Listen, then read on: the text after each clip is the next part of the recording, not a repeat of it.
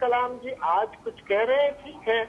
जहां तक हम लोगों का सवाल है, हम लोग तो सिद्धांत के स्तर पर श्रीमती सोनिया गांधी जी के प्रधानमंत्री पद की उम्मीदवारी का विरोध कर रहे थे, और हमको जिस तरह से अब्दुल कलाम जी के साथ डेलीगेशन में बातचीत करने का अवसर मिला, उन्होंने आश्वासन दिया कि हाँ, इन सारे पहलुओं का भी ध्यान रखा जाएगा।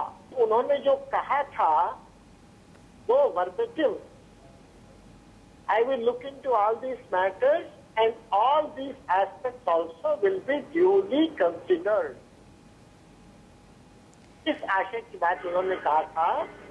लेकिन उन्होंने ये भी नहीं कहा था कि मैं शपथ ग्रहण कराऊंगा, ये भी नहीं कहा था कि शपथ ग्रहण नहीं कराऊंगा।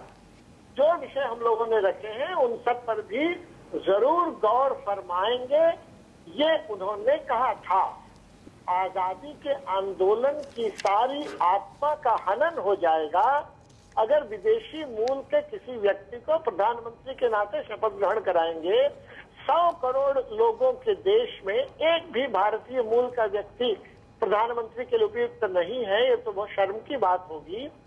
और अन्य देशों के साथ के समझौते वार्ता होंगे, कई तरह की डील्स होंगी, उसमें विदेशी मूल का व्यक्ति भारत का प्रतिनिधित्व करे, ये तो सरासर भारत की भावना और जो क्रांतिकारियों का बलिदान था वो सब संदेह के घेरे में अपमानित होंगे, ऐसा हम लोगों का कहना था। जो उनका लहजा था, जो उनका बॉडी लैंग्वेज था, जो उनके जेस्चर्स थे, जो उनके शब्द थे, उसमें और अभी के उनके कथन में मैं निश्चित रूप से बहुत गैप देखता हूं।